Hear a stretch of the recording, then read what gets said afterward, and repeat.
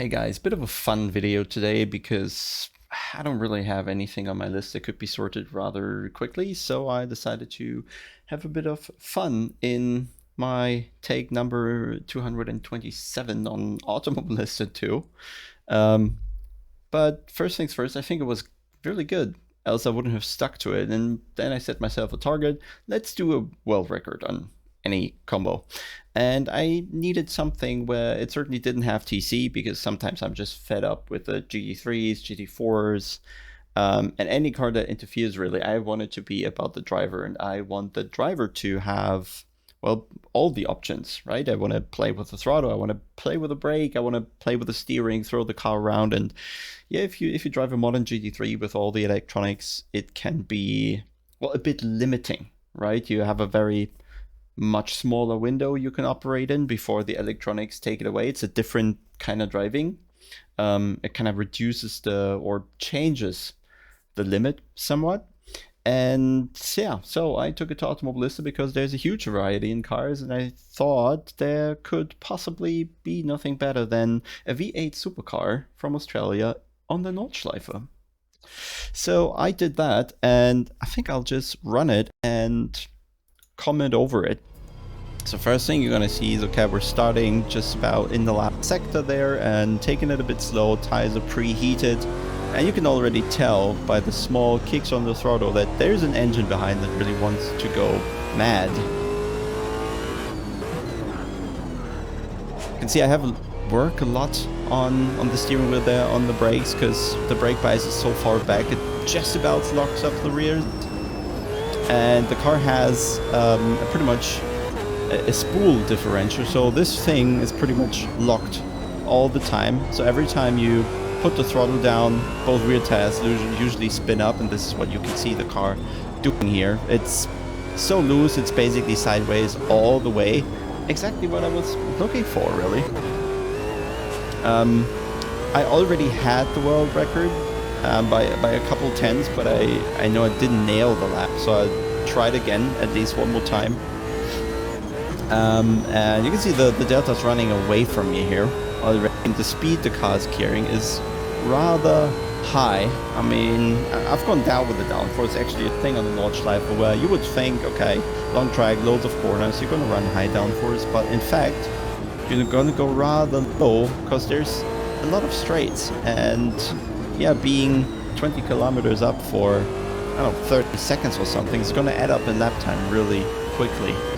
And the car has so much power anyway, the downforce isn't really its key element. So yeah, show something, say in the lower quarter of downforce with the rear wing, and then you only have the floor. The car is slammed here pretty much. Huge luck up there, just about repositioning for this corner. You just watch the pedal inputs on the right. There's so much you can work with the throttle pedal, just because the car is 600 something horsepower, and again, the lock differential of the rear almost steps out every time you hit the throttle right away.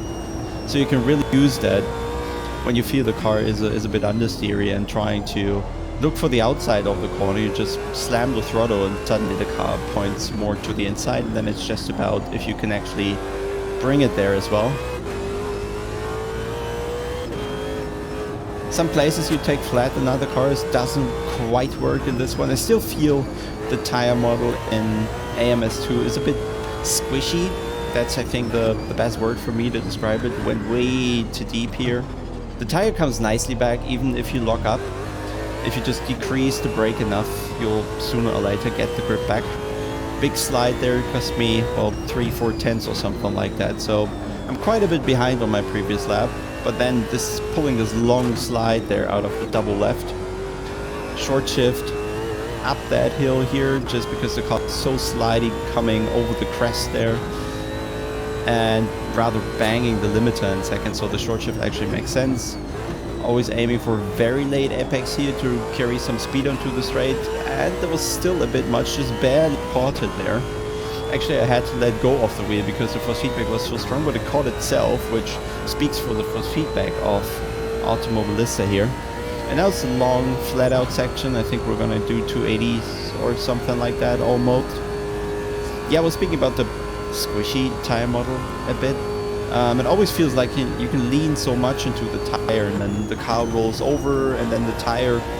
It feels like the tire is, I don't know, 5 meters large and extremely underinflated, and has huge amount of room to, yeah, move on the rim before actually exceeding the grip limit. So it feels a bit like what you see when you watch a dragster in slow motion, how the tire itself moves and is torn and snaps back all the time. And this is how it feels a bit at times here in AMS, where the tire just has a very, very wide room to play with, and it's not snappy at all, right? You can use that grip, overdo it, it's gonna always come back to you, really, and it's very hard to overdo it so much that the car just snaps away. So I think the tires still allow a bit too much, but then again, this is exactly what makes this game so fun, because you can completely overdo it, enter every corner, throw the car around.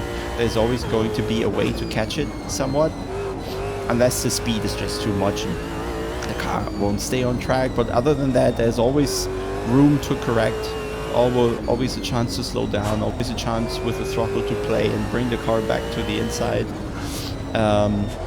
That's really rewarding here. You as a driver have all the options, which is exactly what I was looking for.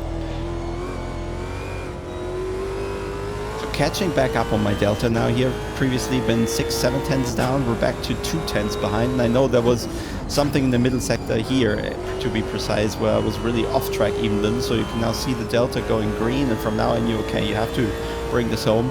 Doesn't quite work flat here because you run too wide then for the SS afterwards, so I had to lift a little bit coming down that jump. Always a bit unsure about the braking point here, never really know when the corner actually starts, so still with the Nordschleife I'm a bit uncomfortable. Never really driven it a lot because most of the games I played didn't have it.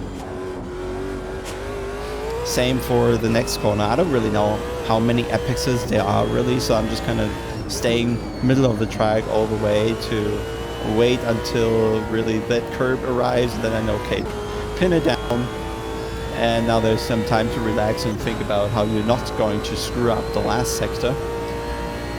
Probably going to go 290 here up the hill, and then 300 and just about a bit coming down the hill. When I first drove a couple laps, my pedals were calibrated wrongly, and I thought, oh my god, this is way more difficult than iRacing, even because the tire was constantly locking up and the car almost spun immediately all the time because the throttle was 100%, almost with 10% input. But yeah, reconfigured, and then it was a huge amount of fun. See how much I play on the brake there. Really, very rarely you go 100%, only in the very early stage of the braking zone, and then just not fucking up the last corner. Maybe a bit too much of a slide, but still, the delta was green enough. Not braking over the line, so I'm not throwing away some time. It's to a spin.